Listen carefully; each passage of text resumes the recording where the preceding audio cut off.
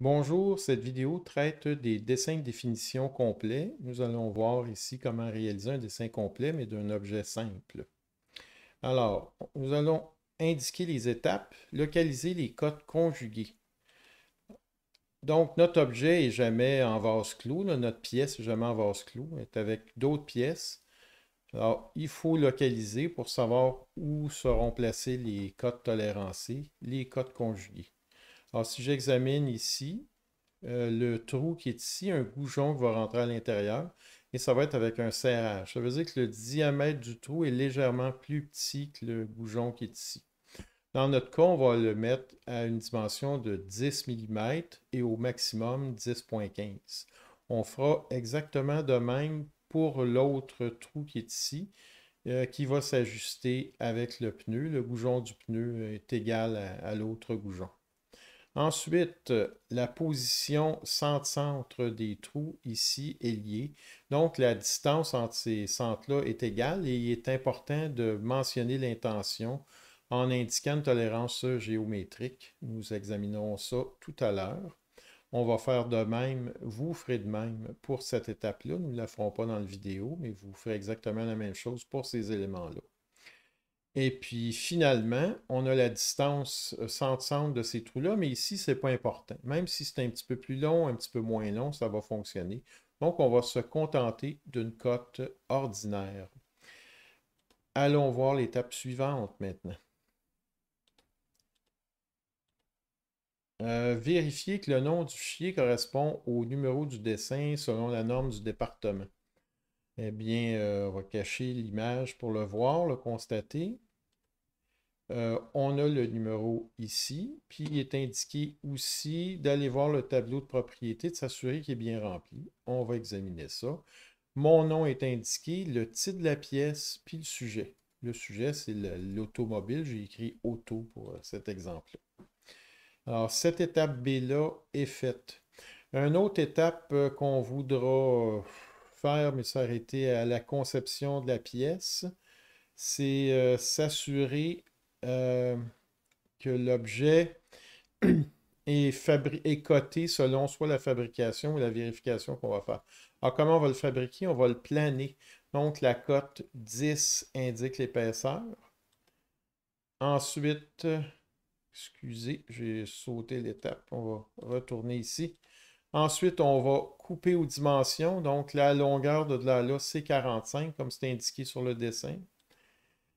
On est percé à des distances de 25. Normalement, on essaie de percer les deux trous en même temps. 25, ça serait trop près. Donc, on va se trouver un système pour être sûr d'être toujours aux bonnes dimensions. Et puis, on découpe les pièces. On voit encore la pointe là, qui donne le 45 degrés. Et finalement, on va venir sabler ça plusieurs à la fois pour aller plus rapidement. Alors, c'est comme ça que l'objet a été pensé, coté. Donc, on peut maintenant passer à l'étape suivante, générer les bonnes vues euh, et utiliser généralement les lignes cachées. On regarde ça tout de suite. Nous allons créer un nouveau document en millimètres. Excusez, ici format A millimètres. Voilà. C'est fait. On va sélectionner le fichier 3D. Il était déjà ouvert, donc il apparaît. On va choisir une vue adéquate. Pour le voir, mettez aperçu. Je pense qu'ici, c'est la bonne place. Je vais générer ma vue. Notez le bouton ligne cachée déjà pesé. C'est exactement ce que je veux. Alors, je vais cliquer dessus. C'est fait. On peut sélectionner la vue ici maintenant pour passer à l'étape suivante, d'ajouter les axes. Donc, vous sélectionnez la vue. Je vais enlever le petit texte d'étape pour vous permettre de bien le voir. Ligne de construction, j'appuie là-dessus. Sélection de la vue, voyez, il a ajouté les axes. Passons à l'étape suivante. Ajouter les cotes et bien les disposer. Alors, tantôt, je vous ai montré comment on avait bien réfléchi aux cotes là, sur le modèle 3D. Si c'est le cas, vous avez juste à cliquer sur Objet du modèle, sélectionner les valeurs que vous voulez. Ici, les cotes ordinaires, les positions de trous, et puis finalement, les diamètres de trous. Je clique et j'obtiens tout ce que je veux, c'est fait. Je n'ai pas besoin de les rajouter manuellement. Je m'occupe de bien les disposer. Le à travers tout m'agace un peu. Je n'aime pas le fait qu'il met juste du majuscule puis pas d'accent. Je vais l'enlever et puisque j'ai des lignes cachées, ben, je n'ai pas besoin de rien réécrire là-dessus. On voit bien que c'est à travers tout. C'est parfait, j'ai ma disposition de cote. La ligne ici, je vais peut-être mettre les flèches à l'intérieur. Rallonger la ligne d'attache un petit peu. Pour le disque qui est ici, même chose. Je pourrais mettre les cotes à l'intérieur et légèrement rallonger les lignes d'attache. C'est fait. Vous allez noter le 45 degrés. Je vais enlever les étapes pour que vous voyez bien la fonction. Le 45 degrés, la ligne d'attache est dans les airs, puis la même chose pour le 35. En fait, elle est sur le prolongement. Alors, comment obtenir ça? Vous sélectionnez l'onglet Esquisse. Ensuite, vous sélectionnez une ligne, deux lignes en multisélection, et puis vous cliquez sur le point. C'est fait. On va faire la même chose ici et là. Et puis, je vais sélectionner encore le point. C'est fait aussi. Je commence à regarder mon texte, je vérifie. Je me rends compte ici dans le cartouche que je n'ai pas mis le nom de l'enseignant ni le titre. Je m'en vais dans les propriétés personnalisées et je l'ajoute automatiquement. Si vous êtes à la maison, vous n'aurez probablement pas ça. Vous cliquez dans les boîtes et puis vous pouvez rentrer les textes manuellement. Allons voir quelle est la prochaine étape. Ajouter les tolérances sans nuire à la disposition. Bon, alors ici, vous voyez, vous cliquez la cote, le diamètre, et puis vous ajoutez limite. Vous sélectionnez ici la boîte qui est ici dans le plus, puis vous mettez 0.15. Vous laissez l'autre à 0. Alors, vous avez une tolérance limite. On l'a vu tantôt dans les codes conjugués. Ça, vous mettrez ça pour tous les dessins, tous les trous. 10.15, c'est 2 fois, puis il y en a un que c'est 4 fois.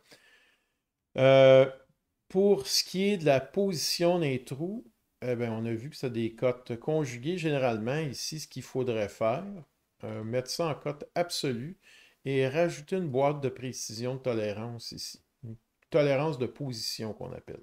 Alors, pour ça, je vais enlever l'étape pour vous permettre de voir aussi encore où je clique. Je sélectionne la cote.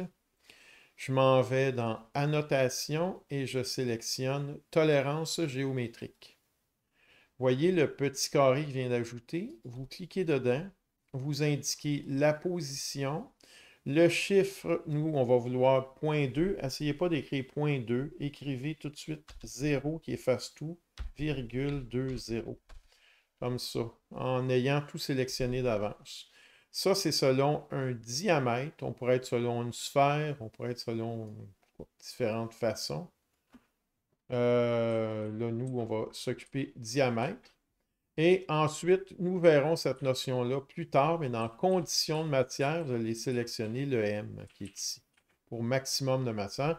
Je vous explique ça dans une session, ce que ça veut dire. Ensuite, nous ajoutons des références. A, ajouter nouveau, vous mettez un B majuscule. Ajouter nouveau, vous mettez un C. Ça aussi, on verra ça. Et en gros, ce que ça signifie ABC, c'est comment on dispose l'objet pour le vérifier. Et cette disposition-là, on l'indique par élément de référence que vous voyez ici. Alors, je viens placer le A ici, c'est ce qui est le plus stable, le B ici, le deuxième plus stable, et le C pour bloquer l'ensemble. C'est fait. Allons voir s'il y avait autre chose à cette étape-là. Sans nuire à disposition des cotes, tout est tolérancé. Excellent. Vous remettrez cette même boîte de dialogue-là à l'arrière du châssis et sur les deux paires de trous du support. Nous continuons. Étape 7, ajouter les tolérances générales. Oui. Là, on a tolérancé précisément le trou et la disposition qui est ici. Le reste des éléments, on ne va pas accepter n'importe quoi. On ne va pas accepter, par exemple, 48 là, comme chiffre. Il y a une limite. Mais on ne peut pas demander une précision absolue. Alors, ce qu'on fait pour ça, vous allez aller sur mon site. Il y a déjà quelque chose de tout fait. On va utiliser la norme 22081. Vous cliquez tout simplement sur l'image. Vous l'enregistrez. Une fois que c'est fait, vous allez ouvrir le fichier. On va regarder ça de plus près. Vous allez sélectionner ces deux fenêtres-là. Vous allez faire copier, vous allez fermer le document et vous allez le recoller dans votre élément qui est ici. On a deux boîtes. On va commencer par celui qui est à droite ici. Je vais d'abord le disposer dans ce sens-là pour le placer mieux, que ce soit plus esthétique. Et regardez le texte, là, ABCD, c'est évidemment pas bon. Vous recopiez tout simplement le numéro que vous voyez en dessous. Alors, le document, c'est GERI 224. Le travail avait été commencé à la semaine 4, c'est pour ça que c'est 04. D, c'est bon, c'est la même chose. Et puis ici, on a 301. C'est fait. Ça, ce que ça veut dire, c'est que vous fournissez le modèle et qu'on peut vérifier les dimensions théoriques exactes à partir de ce modèle-là. Ici, on a les tolérances générales avec des valeurs. On expliquera ça mieux quand on parlera de tolérance dans une session. Vous pouvez, la norme dit, l'ajouter le plus près possible du cartouche. C'est ce que mentionne la norme. Moi, personnellement, je vais le laisser à l'opposé ici, mais il est quand même pas loin du cartouche, là. On va sous-entendre que c'est bon quand même. C'est fait. Allons voir l'étape suivante. Ajouter le matériau et les finitions. On a beaucoup de travail, on n'a pas le temps de faire de recherche là-dessus. Alors, vous allez copier directement sur mon site le matériau qui est ici. Vous faites CTRL-C, vous retournez dans le logiciel, vous sélectionnez, oui, on la voit bien, la lettre A qui est ici. Vous cliquez CTRL-V, vous ajoutez le tableau. On va le redisposer comme il faut. Avant, faire prendre une habitude, quand vous importez un texte comme ça, vous cliquez, vous allez dans la boîte ici, utiliser la police du document, vous la décochez, puis vous la recochez. Ça assure de maintenir la typographie correctement. Ensuite, on peut double-cliquer sur la boîte. Vous voyez les points rouges, vous pouvez changer la taille de votre boîte là, pour vous la mettez peut-être comme ça, disons. Alors, on peut aligner, si vous regardez une petite ligne jaune qui nous permet d'aligner les objets, là, comme ça. Je laisse un espace, quand même deux éléments différents. Alors, j'ai terminé cette disposition-là. On va continuer. Sauvegarder le dessin. CTRL-S. Attendez, CTRL-S. C'est fait. Il me dit qu'il va changer le modèle de 3D. Effectivement, à cause de la tolérance que j'ai ajoutée, il fait une modification. Alors, j'enregistre ça. Je vais remplacer l'ancien fichier. C'est fait. Prochaine étape, produire une version PDF. Donc, on va enregistrer sous, sélectionner PDF. Voilà. Dans Options, vous vous assurez qu'exporter en couleur est décoché. Et puis, vous enregistrez, là aussi, je vais remplacer le fichier. Il m'indique lecture seule, c'est parce qu'il est ouvert. Je vais fermer l'autre document. Et puis, je vais l'enregistrer de nouveau. C'est fait. Il m'avertit qu'il va mettre du code Arial, là, c'est pas important. Nous allons le voir presque tout de suite. Allons à l'étape suivante, joindre des fichiers PDF. Alors, j'ai mon fichier qui vient d'ouvrir ici parce que je viens de le sauvegarder. Avant de le joindre, vous voyez produit d'éducation SolidWorks. Si vous voyez des petites retouches, là, des choses qu'on veut enlever, vous pouvez cliquer ici. Ça prend absolument Acrobat Reader. OK. Vous cliquez ici, modifier le fichier. Vous sélectionnez ce que vous n'aimez pas et puis vous le supprimez. Moi, sur d'autres dessins, il y avait des petits points qui traînaient. J'ai tout supprimé cela.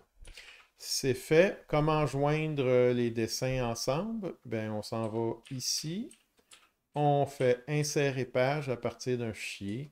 Et puis, je vais les retrouver. Là, ils sont ici. Alors, évidemment, il ne faut pas que j'insère le 301, mais j'insère les autres fichiers. Fait que je fais ouvrir. Avant, après, c'est pas important. Je les redispose après. Vous voyez, je vais me disposer après le dessin d'assemblage. Le dessin d'assemblage, vous serez attentif pour écouter les vidéos qui en discutent. Notez ici, j'ai encore la petite phrase qui m'agace. Je peux la supprimer. Comme ceci. C'est fait. Fermé. Alors, je vérifie le dessin là, qui est bien adéquat.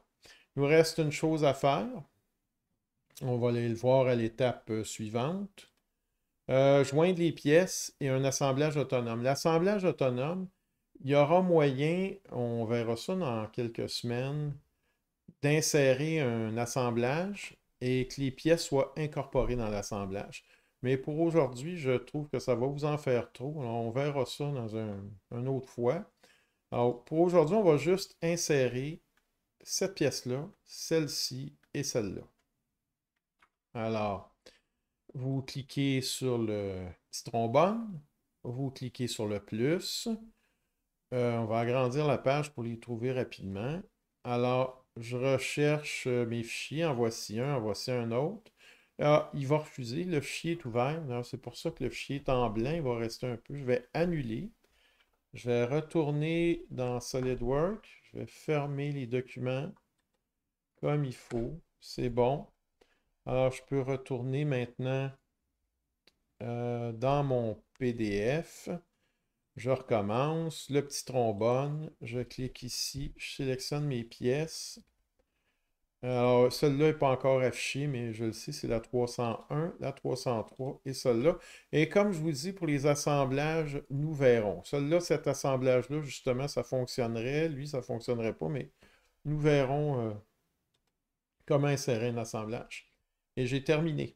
Je peux peut-être faire une vérification, là, ouvrir un fichier pour être sûr que, voilà, OK. Être convaincu que mes fichiers sont bien incorporés. Une dernière vérification, je remets ça, puis ici, j'ai un beau 100% si je mets ça exactement comme ça. Merci beaucoup, bon travail, vous avez beaucoup de travail cette semaine.